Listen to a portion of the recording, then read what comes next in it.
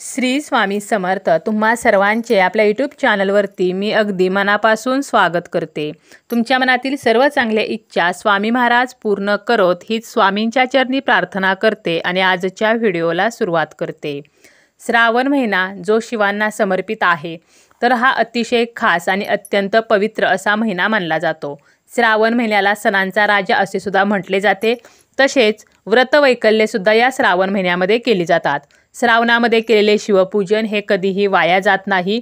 या पूजेमुळे आपल्याला वैवाहिक सुख प्राप्त होते, संतती सुख, आर्थिक स्थैर्य, आजारपणापासून सुटका, तर अशा गोष्टी ज्या आहेत तर त्या आपल्या आयुष्यामध्ये चांगल्या बदल घडवून जात असतात। स्त्री पुरुष सर्वजण या श्रावण महिन्यामध्ये शिवांची पूजा करत असतात। बरीच व्रतवैकल्ये या श्रावण महिन्यामध्ये केली जातात।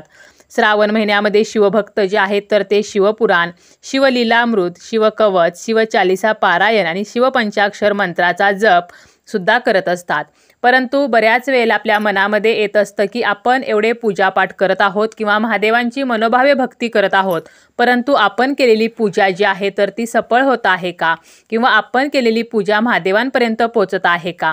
तर जर तुम्हाला या श्रावण महिन्यामध्ये काही संकेत मिळाले तर तुम्ही समजून जा महादेव जे आहेत तर ते तुमच्यावरती प्रसन्न आहेत आणि तुम्ही केलेली पूजा जी आहे तर ती महादेवांपर्यंत पोहोचलेली आहे। तर हे संकेत कोणते असणार आहेत याबद्दलची संपूर्ण माहिती आपण आजच्या या व्हिडिओमध्ये पाहणार आहोत। व्हिडिओला सुरुवात करण्या अगोदर तुम्ही जर चॅनलवरती नवीन असाल आणि पहिल्यांदाच माझे व्हिडिओ पाहत असाल तर चॅनलला सबस्क्राईब करा आणि जर तुम्हाला हा व्हिडिओ माहितीपूर्ण वाटला तर व्हिडिओला लाईक करा।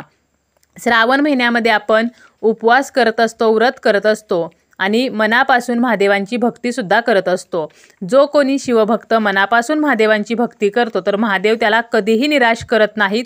त्याच्या ज्या काही इच्छा आहेत, मनोकामना आहेत तर त्या महादेव नक्की पूर्ण करत असतात।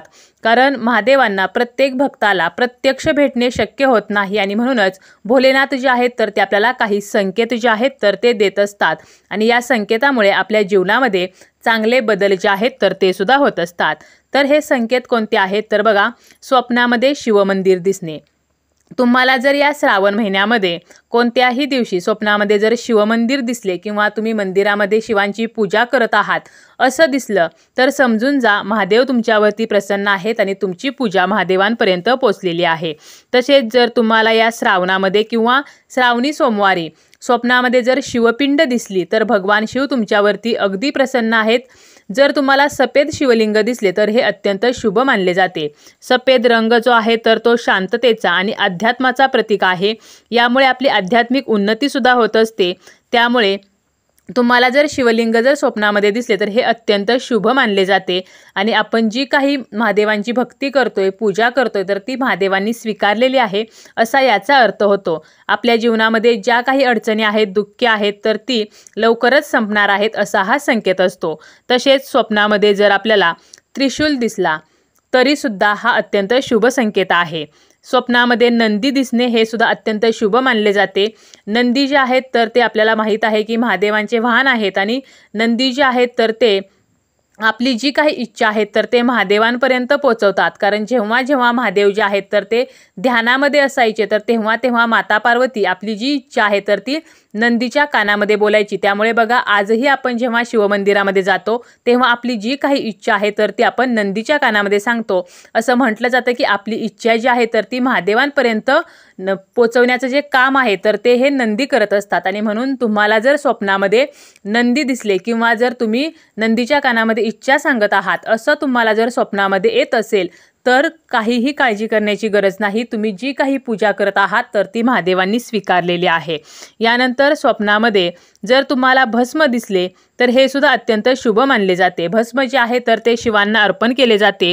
भस्म हे अत्यंत कल्याणकारी असते। त्यामुळे तुम्हाला जर असं भस्म तुमच्या स्वप्नामध्ये दिसेल तर तुम्हाला काय करायचं आहे तर महादेवांची नियमित भक्ती करायची आहे आणि असं संकेत जो आहे तर तो फक्त लाखो लोकांपैकी एका व्यक्तीला मिळत असतो। त्यामुळे तुम्ही खूप नशीबवान आहात की तुम्हाला स्वप्नामध्ये या गोष्टी दिसत आहेत। त्याप्रमाणेच नाग-नागिन म्हणजे तुम्हाला जर स्वप्नामध्ये साप दिसत असेल, नाग किंवा नाग-नागिनचा जोडा दिसत असेल तर हे सुद्धा अत्यंत शुभ मानले जाते। नाग-नागिन हे प्रेमाचे, समर्पणाचे प्रतीक मानले जाते। त्यामुळे स्वप्नामध्ये जर तुम्हाला असं काही दिसत असेल तर तुमच्या वैवाहिक जीवनामध्ये सुख येते किंवा तुम्हाला धनलाभ सुद्धा होऊ शकतो। तसेच स्वप्नामध्ये रुद्राक्ष दिसणे हे सुद्धा अत्यंत शुभ मानले जाते। जर तुम्हाला स्वप्नामध्ये मासा पोहताना दिसला तर हा संकेत सुद्धा शुभ संकेत आहे। यामुळे आपले जीवन जे आहे तर ते पूर्णपणे बदलणार आहे, आपले नशीब चमकणार आहे आणि तुम्हाला तुमच्या जीवनामध्ये धनप्राप्ती होऊ शकते। तसेच जर तुम्हाला तुमच्या स्वप्नामध्ये हनुमान किंवा श्रीराम दिसले तर हा सुद्धा अत्यंत शुभ संकेत मानला जातो। यामुळे महादेव जे आहेत तर त्या तुमच्या ज्या काही इच्छा आहेत तर त्या लवकरच पूर्ण करणार आहेत। तसेच आपले जे काही पूर्वज आहेत म्हणजे जे व्यक्ती आहेत आपल्या घरातील ज्या मृत पावलेल्या आहेत तर त्या व्यक्ती जर तुम्हाला स्वप्नामध्ये दिसल्या किंवा पांढरे वस्त्र परिधान केलेल्या व्यक्ती दिसल्या तर हा सुद्धा अत्यंत शुभ संकेत मानला जातो। कारण जेव्हा आपण शिवांची पूजा करतो तर तेव्हा आपले पितर जे आहेत तर ते सुद्धा आपल्यावरती प्रसन्न होत असतात। आणि जर तुम्हाला तुमचे पूर्वज असे स्वप्नामध्ये दिसत असतील आणि जर तुम्हाला पितृदोषाचा त्रास असेल तर लवकरच तुमची पितृदोषाच्या त्रासातून मुक्तता जी आहे तर ती होणार आहे। तसेच स्वप्नामध्ये आपल्याला सिंह दिसणं, कारण देवीचं वाहन जे आहे तर हे जर आपल्याला स्वप्नामध्ये दिसलं तर हे अत्यंत शुभ मानले जाते। त्याचप्रमाणे आपल्याला स्वप्नामध्ये साधू संत दिसणे, नदी दिसणे तर हे सुद्धा अत्यंत शुभ आहे। तर असे जर काही संकेत आपल्याला या श्रावण महिन्यामध्ये मिळत असतील तर महादेव जे आहेत तर ते नक्कीच तुमच्यावरती प्रसन्न आहेत आणि त्यांचा तुमच्यावरती आशीर्वाद आहे। परंतु बघा, तुम्हाला जर अचानक स्वप्नामध्ये महादेव जे आहेत तर ते तांडव करताना दिसले तर हा मात्र अतिशय अशुभ संकेत मानला जातो। यामुळे तुमच्या जीवनामध्ये काहीतरी अडचणी येणार आहेत, काहीतरी समस्या निर्माण होणार आहेत तर असा याचा अर्थ होतो। स्वप्नामध्ये जर तुम्हाला बेलाचे झाड दिसले तर अतिशय शुभ असा हा संकेत आहे, कारण बेलाचं जे पान आहे तर ते शिवांना अतिशय प्रिय आहे।